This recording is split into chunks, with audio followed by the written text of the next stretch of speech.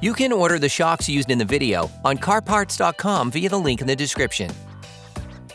Turn your engine off and set the parking brake. Loosen the wheel lug nuts on the rear wheels. In order to change the rear shocks on your vehicle, you will need to take off the wheels to have full access. Lift the rear of your vehicle. Place the vehicle on the jack stands. We strongly suggest watching our video on how to jack your Nissan Altima safely before carrying out this step.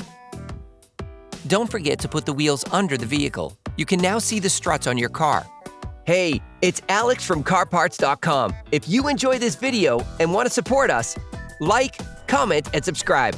Okay, back to work. Brush off the bolt of the strut foot and spray the bolt with penetrating oil.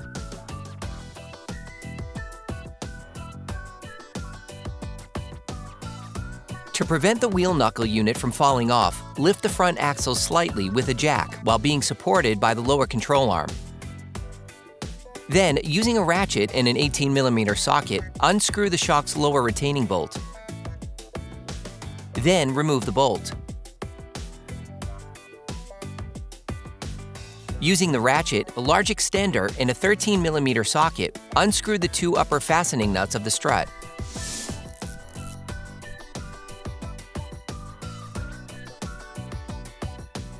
Hold the shock absorber with one hand and finish unscrewing the retaining nuts with the other. You can now extract the shock. If you want to know which parts and tools we use in this video, just check the description and you'll find everything you need. Secure the shock in a vise. Using adjustable pliers, hold the strut rod and unscrew the nut with a 16mm wrench.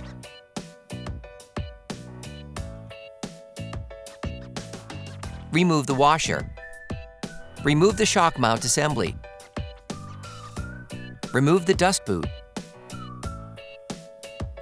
You can order the shocks used in the video on CarParts.com via the link in the description.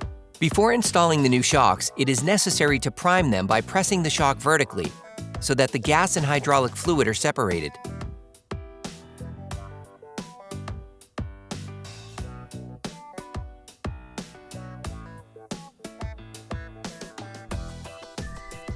Put the dust boot back onto the strut rod.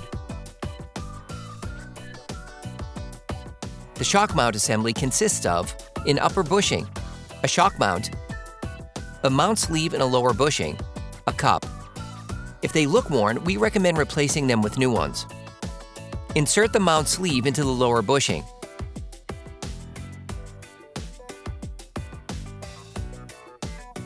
Place the assembly on the cup. Then install the shock mount. Finish the shock mount assembly with the upper bushing. Place the assembly on the strut rod.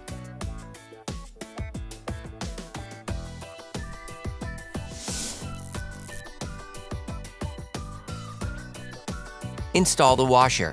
Put the nut supplied with the new part in place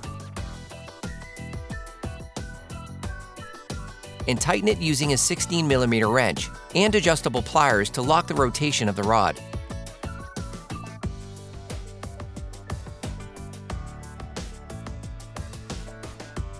Finish tightening using a torque wrench.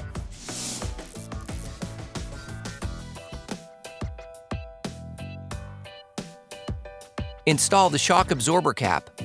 The preparation of the new part is now complete. Insert the strut starting from the top part. Screw the two nuts back in.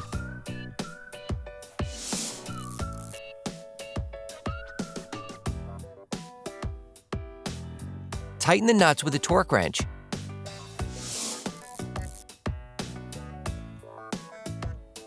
For great content, our best price, and fast shipping, download the CarParts.com app now. Insert the shock into its lower slot. Then install the lower retaining bolt. Screw the bolt back in until it makes contact. Finish tightening using a torque wrench.